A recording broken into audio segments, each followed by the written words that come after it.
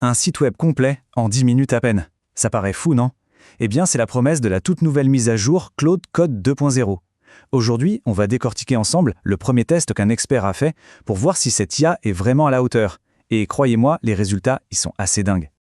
Voilà, c'est la fois la plus rapide où je l'ai vu résoudre ce problème. Cette phrase, elle vient de l'expert qui a testé l'outil et elle résume absolument tout. Ce qui frappe d'emblée, ce n'est pas juste une petite amélioration, non, c'est un véritable bond en avant en termes de vitesse. C'est vraiment le point central de cette mise à jour et on va voir pourquoi tout de suite.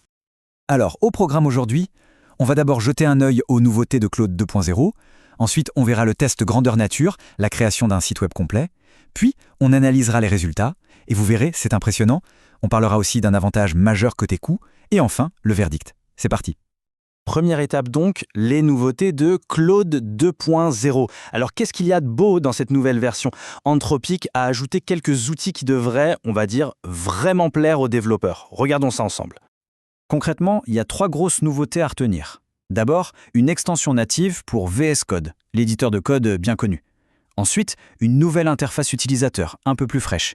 Et surtout, la fonction qui fait parler, le Rewind. C'est un peu comme un bouton Undo super puissant, une sorte de machine à remonter le temps pour son code. Ça permet d'annuler des modifs super facilement. C'est un vrai filet de sécurité quand on expérimente un peu.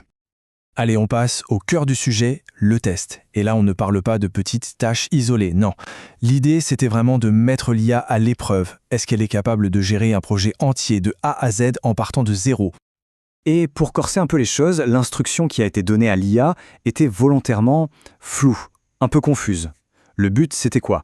Eh bien, c'était de voir si Claude était capable de comprendre une demande pas très claire et surtout de la transformer en un site web qui fonctionne. Un vrai test de résistance en somme. Alors, les résultats, comment dire? Pour faire simple, c'est juste bluffant. Préparez-vous, les chiffres qui arrivent sont assez fous.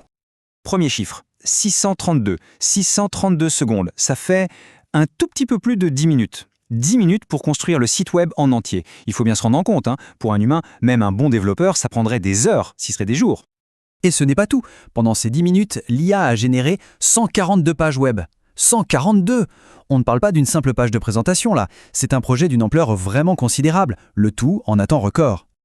Alors la question c'est comment c'est possible d'aller aussi vite? Le secret, il se cache derrière une amélioration technique super importante, les multi-page edits. Pour faire simple, avant, l'IA devait corriger les erreurs fichier par fichier. C'était lent, c'était pénible. Maintenant, elle peut modifier plusieurs fichiers en même temps, d'un seul coup. Et ça change absolument tout niveau efficacité. Mais attendez, la vitesse, ce n'est pas le seul truc incroyable. Le test a révélé un autre avantage, et celui-là, il est peut-être encore plus important pour les développeurs. Je parle du coût. Regardez bien ce tableau parce que c'est là que ça devient très intéressant. Le nouveau modèle par défaut qui s'appelle Sonnet 4.5 est 5 fois moins cher que l'ancien Opus. 5 fois! Et le pire, c'est que plein de développeurs utilisaient Opus, le modèle super cher, sans même s'en rendre compte, juste parce que c'était le standard avant. Un vrai piège à coût. Et ce petit changement, c'est une vraie révolution pour le portefeuille. Fini les factures surprises pour les coûts d'API. C'est le coût pour utiliser l'IA en gros, qui pouvait grimper à des centaines, voire des milliers de dollars. Franchement, c'est une super nouvelle qui rend la technologie beaucoup plus accessible.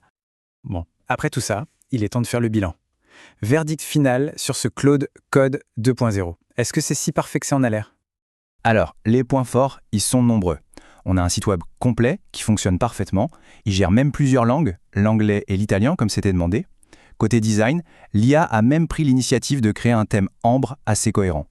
Et, le plus important pour les techniciens, pas un seul lien cassé, pas une seule erreur 4 en 4. C'est propre. Ok, la performance est spectaculaire, on est d'accord. Mais est-ce que tout est absolument parfait? Eh bien, pas tout à fait. Il y a quand même un petit point d'amélioration, un détail qui concerne une fonction bien précise. Le petit bémol, c'est cette fameuse fonction Rewind. Apparemment, dans sa version actuelle, elle n'est pas super intuitive. L'expert qui a fait le test propose une idée beaucoup plus simple. Au lieu du système actuel, on devrait pouvoir juste remonter dans l'historique de la conversation et cliquer sur un point précis pour y revenir. Ce serait bien plus logique et direct. Alors, au final, qu'est-ce qu'on retient de tout ça? Malgré ce petit défaut sur la fonction Rewind, le verdict est sans appel. Claude Code 2.0, c'est un pas de géant. Ça ne fait pas qu'accélérer la création de logiciels, ça la rend aussi bien plus accessible financièrement. Et ça, pour les développeurs, c'est un vrai game changer. Et on se quitte sur cette question qui fait un peu réfléchir. Si aujourd'hui, un site de 142 pages peut être créé en 10 minutes, qu'est-ce que ça va être dans 6 mois ou dans 1 an? La transformation du développement logiciel s'accélère à une vitesse folle. Merci d'avoir suivi cette analyse et à très bientôt.